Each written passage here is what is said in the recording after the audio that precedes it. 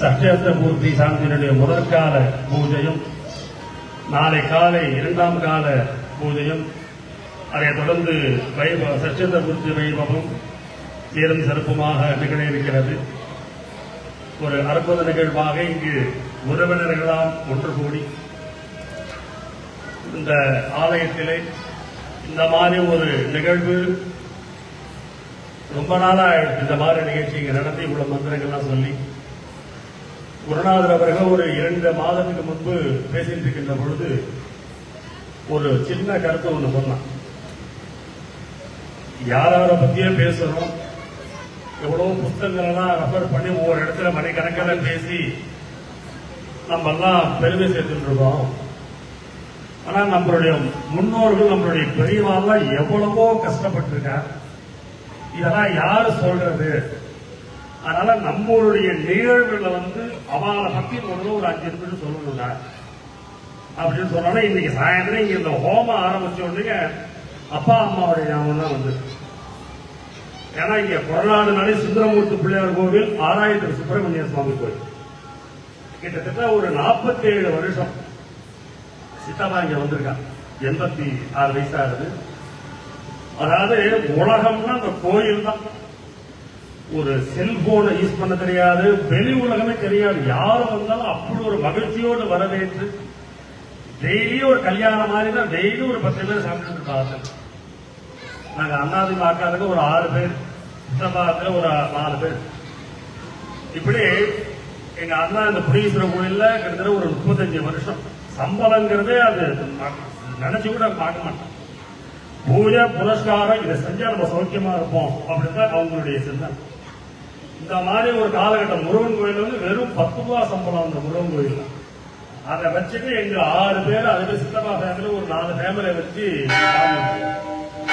சுவாமி தடுப்பா போடுறது போல எங்களுடைய அந்த ஒரு ஸ்கூல் படிப்பு முடிஞ்சு ஒரு ஸ்டேஜ் வரப்ப சொன்ன பாருங்க, மாதா பிதா குரு தெய்வம் அனைத்துமாகிய குருநாதர் அண்ணா எங்களை ஒரு கருத்தா கொண்டு பாடசாலை ஒரு 5 வருஷம் வேதாகமங்கள், வெளி உலகத்தில் எப்படி பேசுறது, எப்படி பழகணும், இப்படி பலவிதமான விஷயங்கள் எல்லாம் சொல்லி இன்னைக்கு அண்ணா எல்லா பரிபூர்ணமான ஆசீர்வாதம். நீங்க எல்லாரும் இன்னைக்கு நல்லா இருக்கணும்னா அண்ணாவுடைய ஆசீர்வாதம் தான்.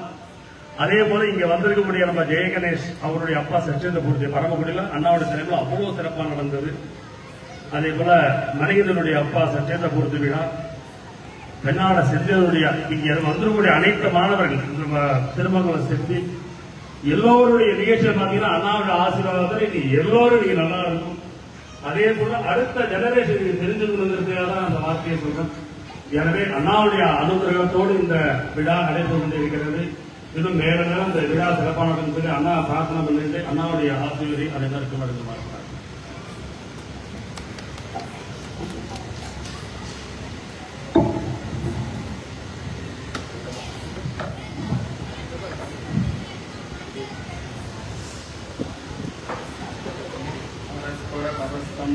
பலாயுத பரஸ்பரம் பிரபஞ்ச மாதா பிதரௌ பிராஞ்சௌ ஜாயாபதி விஷ்ணுமஹ வாகர்த்தாவிட சம்பிரத்தௌ வாகர்த்த பிரதிபத்தையே ஜெகதப் பிதரௌ வந்தே பார்வதி பரமேஸ்வரம். மண்ணில் நல்லவண்ணம் வாழலாம் வைகரம் எண்ணில் நல்லகதிக்கு யாரும் ஓர் குறைவிலே தண்ணில் நல்லவரும் கழுமலவதனகர் பெண்ணில் அல்லாளுடன் பெருந்தகை இருந்ததே. திருச்சிற்றம்பலம். நம பார்வதி பதையே. தென்னாடுடைய சிவனே போற்றி. ஸ்ரீ சாந்தநாயகி குணீஸ்வர பெருமான் திருவடிகள் போற்றி போற்றி. எல்லாம் வல்ல உமையொருவாகன் மனோன்மணி மகாசுதா சிவபெருமானுடைய பெருங்கருணை திருவருளும், சாந்தநாயகி குணீஸ்வர பெருமானுடைய பெருங்கருணை திருவருளும் குருவருளும் துணை மிக்க இன்றைய தினம் நம்முடைய அம்மான் வீட்டு கல்யாண விழா. அதை முதல்ல எங்க வைத்தீஸ்வரன் கோயில்ல அணக்குடி குடும்பம், கொரநாடு, கும்பகோணம் கொரநாட்டு கருப்பூர், இந்த 3 ஊரை தவிர இந்த 3 குடும்பத்துக்கும் வெளியில உலகம் ஒண்ணு இருக்குங்கிறது தெரியாது. இவாளுக்குள்ளேயே கொள்வின கொடுப்பின, நல்லது கெட்டது எல்லாம் இவாளுக்குள்ளேயே முடிஞ்சிடும். புரியுதா? எங்க ஃபேமிலி வைத்தீஸ்வரன் கோயில்ல, கொரநாட்டு ஃபேமிலி, கும்பகோணத்துக்கிட்ட கொரநாட்டு கருப்பூர், கணேசன். எங்க பெரியப்பா கல்யாணம் பண்ணினது இந்த கொரநாடு ஐயாவ குருக்கள். அவருடைய மகன் எங்க பெரியம்மா. இந்த செந்திலுக்கெல்லாம் அத்தை. சேகர், கணேசன், செந்தில், ரமேஷ், ராஜேஷ், எல்லாருக்கும், லதா, துர்கா, அவ சங்கீதா, எல்லாம். அந்த வகையில இப்ப எல்லா பள்ளிக்கூடத்திலையும் பரீட்சை முடிஞ்சு லீவு ஆரம்பிச்சிருக்கு. கோடை லீவு ஆரம்பிச்சாலே எனக்கு ஞாபகத்துக்கு வருது, கணேசனை தான் ஞாபகத்துக்கு வரும். இந்த கொரநாடு மாமா பையன் கணேசன், கருப்பூர் ரவி வந்திருக்கான். இன்னைக்கு எதாச்சும் சேகர் எல்லாம் அங்க அணக்குடி கிராமத்துக்கு வந்துருவாங்க. இந்த லீவு முடிஞ்சு நாங்கெல்லாம் திரும்பி அந்த அணக்குடியை விட்டு அவங்க ஊருக்கு போன உடனே எங்க பெரியம்மா பழக்கட்டை பண்ணி பிள்ளையாருக்கு நேரஞ்சியம் பண்ணுவாங்க. கொட்டாக்குடி. அது ஒரு மகிழ்ச்சியான நினைவு. இன்னைக்கு வாழ்க்கையில எல்லாரும் எவ்வளவோ உயர்ந்து இருக்கிறோம்.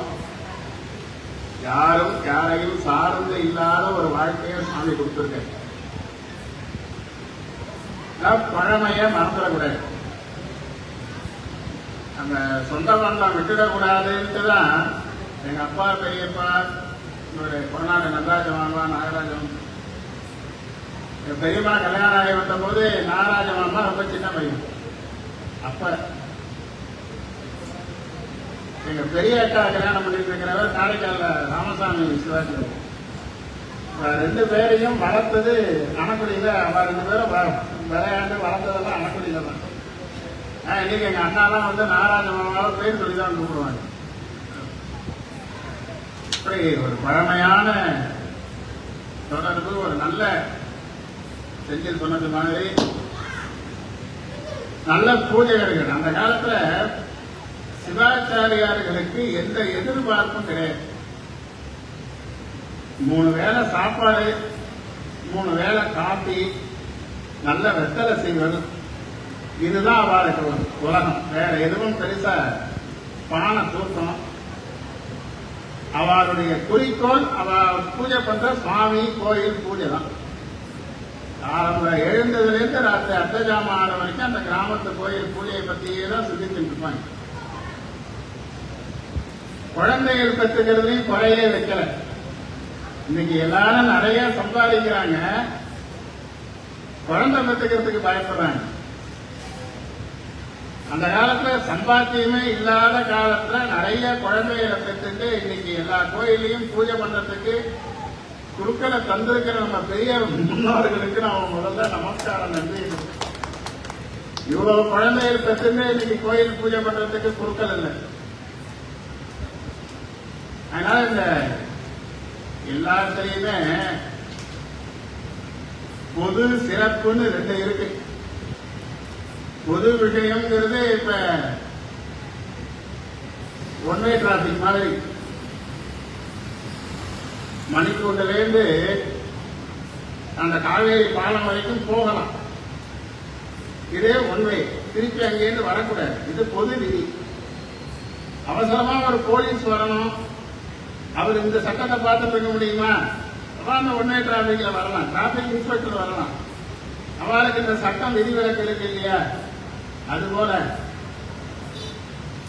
கல்யாணம் பண்ணிக்கிறதுல சிதம்பரம் தீட்சிதர்கள் விதிவிலக்கு வாங்கிட்டு இருக்காங்க. இன்னைக்கு 21 பொண்ணுக்கு 18 வயசா இருக்கணும், பையனுக்கு 21 வயசா இருக்கணும். வேணுங்கிறது பொது சட்டம். சிதம்பரம் தீட்சிதர்கள் அந்த சட்டம் எங்களுக்கு ஒத்து வராதுன்றார். நாங்க பால்ய விவாதம் பண்ணுவோம் அப்படின்ட்டார். 2 குழந்தைகளுக்கு மேல பெற்றுக்காதீங்கன்னு எல்லாரையும் சொல்லிட்டு இருக்காங்க. இஸ்லாமியர்கள் அதை ஏத்துக்கல. இது இந்த சட்டம் எங்களுக்கு பொருந்தாது அப்படின்ட்டாங்க. புரியுதா? அப்ப சிவாச்சாரியார்கள் நமக்கு வேதம் சொன்னதை நம்ம ஏத்துக்கணுமா வேண்டாமா? நமக்கு வேதம் என்ன சொல்லியிருக்கு? தசாகாசியாம் புத்திராநாதேஹி பதிவேகா தசங்கிருதி 10 குழந்தைகள் பெற்றுக்கோங்க இருக்கு. 11வது குழந்தையா உன் கணவனை பார்த்துக்கோங்க இருக்கு. ஆக பெண்கள்லாம் என்ன பண்ணுமா? ஆத்துக்காரர கடைசி குழந்தைய கொஞ்சம் விளையாண்டு பார்த்துக்கணும். ஜாக்கிரதை, அடிக்கக்கூடாது, வெய்யக்கூடாது, செல்லமா வச்சுக்கணும். 10 குழந்தைகள் பெற்றுக்கோ அப்படிங்கிறார். இல்ல 1 போறோம் 2 போறோம் அப்படின்னா, நாம் இருவர் நமக்கு இருவர் அப்படின்னா, அப்புறம் நாம் இருவர் நமக்கு ஒருவர் அப்படின்னா, நாம் இருவர் நமக்கு எதுக்கு வேற ஒருவர் அப்படிங்கிறானுங்க. குழந்தைய பெற்றுக்க மாட்டேங்கிறாங்க. இப்படியே போயிட்டு இருந்ததுன்னா நான் முதல்ல சொன்ன மாதிரி இந்துக்களுடைய எண்ணிக்கை குறைய ஆரம்பிச்சு. நமக்கு வேலை நிறைய இருக்கு. நம்ம பெரியவர்கள் நம்மளை நம்பி நிறைய கோயில்களை கட்டி வச்சுட்டு போயிருக்காங்க. நிறைய கோயில்கள் இன்னைக்கு இருக்கு. எல்லா கோயில்களையும் பூஜை நடக்கணும். எல்லா கோயில்களையும் வேத மந்திரங்கள் ஒழிக்கணும். பாடசாலையில படித்த குழந்தைகளுக்கெல்லாம் கல்யாணம் ஆகணும். இந்த பொண்ணு குழந்தைய வேற பிரச்சனை பண்றாங்க. குடும்ப வச்ச பையனை கல்யாணம் பண்ணிக்க மாட்டேங்கிறாங்க. பாடசாலையில படிச்சுட்டு பூஜை பண்ணணும், கல்யாணம் பண்ணிக்கணும், நிறைய குழந்தைகளை பெற்றுக்கணும். நீங்க வேற எதை பத்தியும் நீங்க கவலைப்பட வேண்டாம். இன்னும் 25 வருடம் கழிச்சு இங்க இருக்கிற கோயில்ல யார் பூஜை பண்ண போறாங்க? நம்ம பரம்பரையில வந்தவா யார் பூஜை பண்ண போறாங்க? இன்னும் 50 வருடம் கழிச்சு, இன்னும் 100 வருஷம் கழிச்சு இன்னைய சூழ்நிலையை மறந்துடும். இன்னையிலேருந்து அடுத்த 25 வருடத்துக்கான திட்டத்தை இன்னைக்கு ஆரம்பிக்கணும். புரியுதா? நீண்ட கால திட்டம் தான் இந்த சூழ்நிலையில பலன் அளிக்கும்.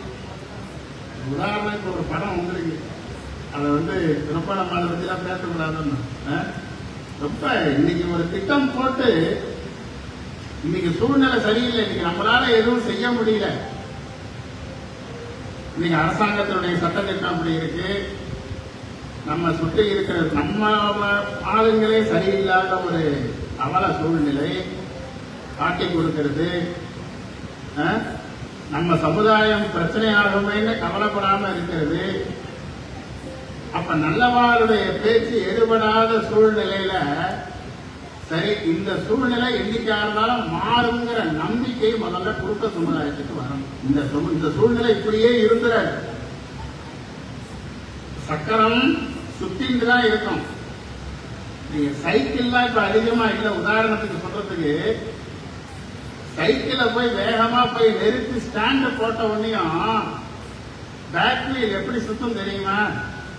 சொல்லு பார்ப்போம். சைக்கிள்ல போறோம்னா சைக்கிள்ல போய் நிறுத்துறோம். நிறுத்தி ஸ்டாண்ட் போட்ட உடனேயும் அந்த ஸ்டாண்டுக்கு மேலதானே பேட்டரி சக்கரம் இருக்குது. எப்படி சுத்தம்? அது திருப்பிட்டு சுத்தம். ஒரு சின்ன வண்டி ஸ்ட்ரக் ஆனதுனாக்க ரிவர்ஸ்ல வர ஆரம்பிச்சு எப்படியே போயிட்டு இருக்குன்னு சொல்ல முடியாது. இன்னைக்கு தினமலர்ல கேள்வி பதில் இப்படிலாம் நிறைய நம்மள கேள்வி கேட்கிறாங்க. பதில் சொல்லதான் வேண்டி இருக்கு. அதனால மக்கள் மனதுல பொதுவா நான் சொல்றது எல்லா மக்களுமே ஒரு நீண்ட திட்டமிடல். நம்முடைய நாடு வளம் பெறணும். இதெல்லாம் இவ்வளவு விஷயங்கள்லாம் சிந்தனை பண்றதுக்கு இப்ப ஒரு படம் வந்திருக்கு. துரந்தர்னு ஒரு படம் வந்திருக்கு. பாருங்க. அதை யாரு பணம் கொடுக்கறதுன்னு கேட்டாங்க. நான் வேணா பையன் ஸ்ரீகண்டன் வந்திருக்கான் பாடசாலை ட்ரஸ்டி. நான் பாடசாலை கணக்குல இருந்து வேணா பணம் தர சொல்றேன். எல்லாரும் அந்த படத்தை பாருங்க. நம்முடைய சனாதன தர்மம், நம்முடைய இந்து தர்மம் காப்பாற்றுறதுக்கு எவ்வளவு கஷ்டப்பட்டிருக்கா அப்படின்னு. எவ்வளவோ அநியாயங்கள் நடந்த பொழுது நம்முடைய காவல்துறை, நம்முடைய விஜிலன்ஸ் டிபார்ட்மெண்ட் எல்லாம் இப்ப நம்மளால ஒண்ணும் பண்ண முடியாது, இன்னிலேருந்து நாம ஆரம்பிப்போம்னு ஆரம்பிக்கிறோம். 15-16 வருஷம் கழிச்சுதான் அவ நினைக்கிறத அவளால சாதிக்க முடியல. அதுபோல சிவாச்சாரிய சமுதாயம் காலத்துல கல்யாணம் பண்ணிக்கணும், விட்டு கொடுத்து போகணும், நிறைய குழந்தைகள் பெற்றுக்கணும். நம்ம குழந்தைகள்லாம் படிச்சுட்டு டாக்டரா போனோம், இன்ஜினியரா போகணும்னு தயவு செஞ்சு நினைக்காதீங்க. நமக்கு என்னைக்கா இருந்தாலும் சுவாமி நமக்கு வாழ்க்கையை தருவார், அள்ளி கொடுப்பார், ஆசை தீர கொடுப்பார் அப்படிங்கிறார் நாவுக்கரசர். நம்ம கேட்கறதெல்லாம் ஆசை தீர சுவாமி கொடுப்பார். நம்ம பண்ண வேண்டியதெல்லாம் சுவாமிக்கு பூஜை மட்டும்தான். இந்த கோயில பூஜை பண்ணியிருந்தா நம்முடைய பொருளாளர் நடராஜ குருக்கள், அவர் கையால விபூதி வாங்கிட்டா அந்த விஷக்கடி இந்த மாதிரி தொந்தரவுகள்லாம் போயிடும். நம்ம செஞ்சிடவர் அப்பா எங்க மாமா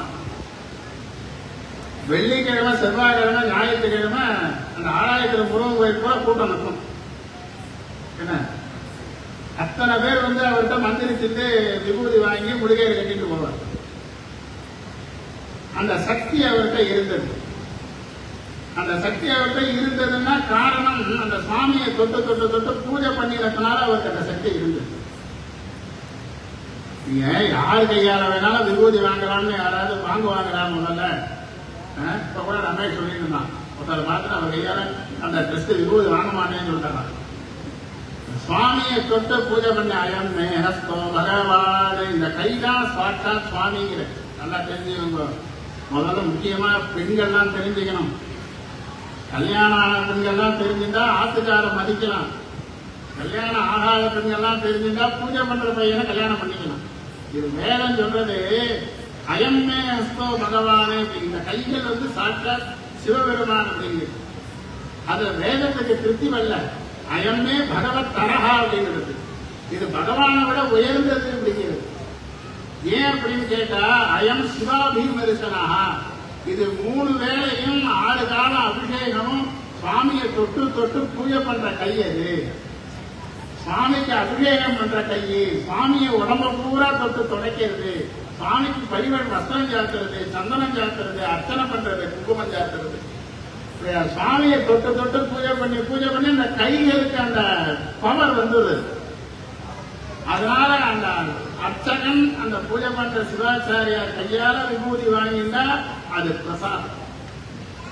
எடுத்து இட்டுக்கிறதுலாம் மகா தப்பு. அதெல்லாம் நிறைய இடத்துல நடந்துட்டு கொண்ட நீட்டா அவ எடுத்து இட்டுக்கிறார். அவ கையிலேருந்து இந்த அர்ச்சகஸ்து ஹர சாட்சாத் அப்படிங்கிறார். இந்த அர்ச்சகன் சாட்சாத் பரமேஸ்வரன். அப்படி நம்முடைய சமுதாயம் ஒரு நீண்ட வரலாறை உடையது. ஒரு சின்ன சமுதாயம். சுத்தி வளைச்சு பார்த்தா எல்லா சொந்த பந்தங்கள் தான். தமிழ்நாட்டில் இருக்கிற எல்லா சிவாச்சாரியார்களும் சொந்த பந்தங்களாகத்தான் இருப்பார்கள். இது என்ன குறுக்கலாத்து நிகழ்ச்சி, கூட்டல் சமுதாயத்தை பற்றி பேச வேண்டிய சூழ்நிலையில் இருக்கும். நம்முடைய உரிமைகளை விட்டுக் கொடுக்க கூடாது. நமக்கு வேத ஆகமங்கள்லாம் எவ்வளவோ பிரமாணங்களை எல்லாம் தந்திருக்கிறது, எவ்வளவோ சுதந்திரங்களை எல்லாம் தந்திருக்கிறது. அந்த படிக்கு நாம சக்கரவர்த்தி மாதிரி இருக்கணும்னு ஸ்நான விதி படலத்துல காமியாகமத்துல சொல்ற. ஒரு அர்ச்சகன் சக்கரவர்த்தி மாதிரி இருக்கணும் அப்படின்னு. அதுக்கு நாம உயர்த்திக்கணும். நம்முடைய தரத்தை நாம உயர்த்திக்கணும். நாம எந்த இடத்துலையும் கீழே இறங்காம அவரை கொண்டு போய் நம்முடைய சமுதாயத்தை ஒரு பெரிய திட்டமிடல் செய்து 15 ஆண்டுகள் எடுத்துப்போம். என்ன அப்ப நிறைய குழந்தைகள் எல்லா பாடசாலையிலும் படிச்சுட்டு வந்திருக்கணும். படிச்சுட்டு வந்த குழந்தைகளுக்கெல்லாம் கல்யாணம் ஆகியிருக்கணும். எல்லா கோயிலையும் பெரிய கஷேத்திரங்கள், வருமான வர கோயில் எல்லாம் பூஜைக்கு பிரச்சனை இல்லை. அங்கெல்லாம் கூட்டல் பணம் கொடுத்து முறை வாங்கிக்கிறார். ஒரு சீட்டுக்கு 15 லட்சம் 20 லட்சம் தான் கொடுத்து பெரிய பெரிய கோயிலுக்கு எல்லாம் போயிட்டு இருந்தார். அப்படியே போயிட்டு இருந்தா அப்புறம் என்ன பண்றது? நம்ம கிராமத்துல உள்ள கோயில்கள்லாம் என்ன பண்றது? அது பூஜை பண்ணணும். முன்னவனார் கோயில் பூசைகள் முட்டினின் மன்னருக்கு தீங்குலை அப்படிங்கிற திருமூலர். முன்னவனார் கோயில்னு சொன்னா சிவன் கோயில். அது கிராமத்துல இருந்தாங்கன்னா, நகரத்துல இருந்தாங்கன்னா, இப்ப சிங்கப்பூர்ல இருந்தாங்கன்னா, அமெரிக்காவில் இருந்தாங்கன்னா, எந்த கோயில் ஒண்ணு இருந்தாலும் அங்க பூஜை நடக்கும். முட்டினின் அப்படின்னு சொன்னா தடைபடுது. பூஜை தடைபட்டதுன்னாக்க மன்னருக்கு தீங்கு விளைவிங்க, நாட்டை ஆள்ற அரசனுக்கு முதல்ல பாதிக்கும். நாம செய்யறது நம்ம நல்லா இருக்கணும், நமக்கு பணம் வரணுங்கிறதுக்காக செய்யல. இந்த நாட்டை அரசாட்சி செய்பவர்கள் நல்லா இருக்கணும். வாரி வளம் குன்றம் பூஜை சரியா நடந்தா மழை பெய்யும், மழை பூஜை சரியா நடக்கலைன்னா வாரினா மழை, வளம் குன்றம் மழை பெய்யாது. கண்ணம் கலவு மிகுந்திடும் காசினி, கண்ணம் திருட்டு ஜாஸ்தியாயிடும். திருட்டுங்கிறது பல வகையா நடக்கிறதுன்னா, ஒரு வேலை செய்யறதுக்கு 1 கோடி ரூபாய் திட்டம் போட்டுட்டு 1 லட்சம் ரூபாய் செலவு பண்ணி 99 லட்சம் ரூபாய் சாப்பிட்டாங்கன்னா அதுவும் திருட்டு தானே. வீட்டை கொள்ளையடிக்கிறது, பேங்க்ல கொள்ளையடிக்கிறது, இதெல்லாம் ஜாஸ்தி ஆயிடும். கண்ணங்கலவு மிகுந்திடும் காசி. இன்னைக்கு கோவில் பெயரை வச்சுட்டு நிறைய தவறுகள் நடந்துட்டு இருக்கு. எத்தனையோ பேர் அதெல்லாம் கேஸ் எல்லாம் போட்டா பிரச்சனை எல்லாம் பண்ணிட்டு இருக்க என்று எடுத்துரைத்தானே என்னரு நம்பி என்று திருமூலர் பெருமான் சொல்லுகின்றார். எனவே நம்ம இந்த லோகக்ஷேமத்துக்காக நம்முடைய சிவாச்சாரியார் சமுதாயம் நம்மை தியானம் செய்து கொள்ள வேண்டும். நமக்கு இந்த பூஜை செய்வதை தவிர வேறு எதுவும் சிந்தனைகள் வேண்டாம் என்று சொல்லி இது போன்ற நிகழ்ச்சியில கலந்ததுக்கே ரொம்ப சந்தோஷம். இந்த மாதிரி சந்தர்ப்பத்தில்தான் இந்த மாதிரி விஷயங்கள்லாம் பேசலாம். சத்யத்துமூர்த்தி தம்பதிகள் லதா ரவிச்சந்திர குருக்கள், அவர் இன்னொரு பேர் சவுந்தரநாயகின்னு பத்திரிகை எழுதும் போதுதான் தெரிஞ்சது.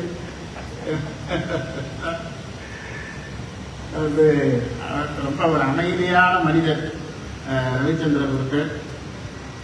சென்னையில் இருந்தார். அப்புறம் நம்ம செந்தில் சூரியநாராயண கோயில் கூட எடுத்தோடனே அவருக்கு உதவிக்கு ஆள் தேவைப்பட்டது. அதனால மெதுவாக அத்திப்பேரை கொண்டு வந்தார் இங்க. ஏன்னா மலை ஏறினாலும் மச்சினம் கூட இருக்கணும்பா, அந்த மாதிரி மச்சினனுக்கு மலை ஏறுறதுக்கு கூட இருக்கிறதுக்காக அவர் இங்க வந்தார். உறவுகள்லாம் எப்படி வச்சிருக்காங்க பாருங்க. ரொம்ப அமைதியா இருப்பார், வாயிலும் பேசவே மாட்டார். கதாவும் போல பிடித்த முகத்தோட அந்த ஒரு சந்தோஷமா இருந்துட்டு இருப்பார். நிகழ்ச்சியே நடத்திட்டு இருக்கிற செந்தில், இதெல்லாம் நம்ம நம்ம பையங்க எல்லாரும் இன்னைக்கு இந்த நிகழ்ச்சி வந்திருக்காங்க. பரமக்குடி ஜெய்கணேஷ், திருமண்டலம் செந்தில், பெண்ணாளம் செந்தில், இப்படி இன்னும் நிறைய மாணவர்கள்லாம் வந்திருக்காங்க. எல்லாரும் வேற சொல்ல முடியுங்க. நம்ம குழந்தைகள்லாம் எல்லாருமே நம்முடைய நாகப்பட்டினம் சம்பந்த பொருட்கள் பாருங்க. இவரு அக்ரிகல்ச்சர் டிபார்ட்மெண்ட்ல பெரிய ஆபீஸரா வேலை பார்த்தவர், பெரிய உயர்ந்த அதிகாரியா இருந்தவர். ரிட்டையர்ட் ஆனவனையும் அவர் ஏற்கனவே படிச்சுட்டார். வேதம் ஆகமங்கள்லாம் இப்ப நம்ம முழுமையா அந்த சிவாச்சாரிய பணியில தன்னை ஈடுபடுத்திட்டு. அதுபோல இந்த மாணவர்களை பத்தி சொல்லணும் அப்படின்னு சொன்னாக்க, கந்த புராணத்துல முருகன் அவதாரம் பண்ணினத்திலேருந்து அந்த சூரபத்மனுடைய கொடுமைகளை எல்லாத்தையும் பொறுத்துண்டு எந்த சூழ்நிலையிலையும் தன்னிலை மறக்காம அந்த சூரபத்ம சம்ஹாரம் நடந்து அந்த முருகனுக்கு தன்னுடைய பெண்ணாகிய தேவசேனாவை கல்யாணம் பண்ணி கொடுக்கிற வரைக்கும் இமைப்பொழுதும் முருகப்பெருமானை விட்டு நீங்காமல் இருந்தவன் இந்திரன் மட்டும்தான். அதுபோல நாம வாழ்க்கையில எவ்வளவோ இடர்பாடுகளை எல்லாம் சந்தித்து வந்த சூழ்நிலையிலையும் முருகனுக்கு இந்திரன் போல நமக்கு கொரோனாடு செந்தில் நம்ம கூடவே இருந்து இமைப்பொழுதும் நம்மை விட்டு நீங்காம ஒரு பாதுகாப்பு அரணாக இருந்து கொண்டு வரதுனாலதான் நாம இந்த நிகழ்ச்சியெல்லாம் அவனுக்கு எல்லாம் நல்லா நடந்தது. அப்ப கூட சொல்லிட்டு வந்தேன், முனீஸ்வர மொழியில வளர்க்கறதுக்கு அவ்வளவு கஷ்டப்பட்டு இருந்தான். வெள்ளி ரோகானம் பண்ணினது, உற்சவர் 63 பண்ணி வச்சது, இங்க ஆணி மதத்தன்னைக்கு மணிவாசர் பெருமான் குரு பூஜை பண்ணினது, எவ்வளவோ நிகழ்ச்சிகள்லாம் பண்ணி இந்த கோயில் அபிவிருத்தி பண்ணி அதனால சுவாமி பார்த்தாலும் சூரியநாத கோயில் போய் அதை பார்த்துக்கிறப்ப ஆஸ்திரேலியா நல்ல ஒரு மனைவி எனக்கு ஐயா அகிலாண்டேஸ்வரியா நம்ம பொண்ணு மாதிரி நம்மகிட்ட ஒரு பாசமா இருந்துருக்கா. அந்த குழந்தையெல்லாம் நம்ம குழந்தையெல்லாம் என் ஆத்துக்காரி வந்தானாக்க என் ஆத்துக்காரி வேற குழந்தைகளை தூக்கிட்டா இப்ப குழந்தைய கோச்சிக்கிறா, பாட்டி எங்கிட்ட தான் இருக்கணும், பாட்டி எங்கிட்ட தான் பேசணும் அப்படிங்கிறா. அந்த மாதிரி நம்முடைய குடும்பத்தோடு ஒரு குரு சிஷ்ய நிலையை தாண்டி இந்த குடும்பம் நம்மோடு பழகி கொண்டிருக்கின்றது, நம்மோடு அன்போடு இருந்து கொண்டிருக்கின்றார்கள். இந்த குடும்பம் இன்னும் நன்றாக இருக்கணும். ஏன்னா அவன் சொன்ன மாதிரி இந்த கொரோனாக்கு அவங்க ஆராய்ச்சி முருகன் பக்கத்துல ஒரு வீடு, அதுல நடராஜ மாமா இருக்கிற ஒரு வீடு, மொத்த வீடு சின்ன வீடு, அதுல நடராஜ மாமா நாகராஜ மாமா ஒரு செட்டியார், 3 குடும்பம் அதுக்குள்ள இருந்துட்டு இருந்துச்சு. எவ்வளவு கஷ்டப்பட்டிருப்பாங்கிறது இன்னைக்கு. அதனால்தான் அவர்கள் அந்த கஷ்டப்பட்டு இந்த விடாம அந்த பூஜையை பண்ணிவிட்டாலும் இன்னைக்கு எல்லா குழந்தைகளும் நல்லா இருக்காங்க. இவர்களுடைய அடுத்த தலைமுறையும் இந்த கொரநாடு, அசுக்காடு, மறையூர் இந்த பகுதி கோயில் பூஜைகளை எல்லாம் சிறப்பாக செய்வதற்கு அவர்களுடைய குமாரர்கள், அவர்களுடைய சந்ததிகள் மேலும் மேலும் வளர வேண்டும் என்று எம்பெருமானுடைய திருவடிகளை வணங்கி ஆசீர்வதித்து மணிவிழா தம்பதிகள் லதா ரவி பத்திரிகையாளர்கள் பேர்லாம் நமக்குரிய தீர்காயுசா தீர்க்க சுமங்கலிகளாக இருக்கணும்னு மனப்பூர்வமாக ஆசீர்வாதம் பண்ணி பெருமானுடைய திருவடிகளை வணங்கி வாழ்த்து நல்கிறேன்.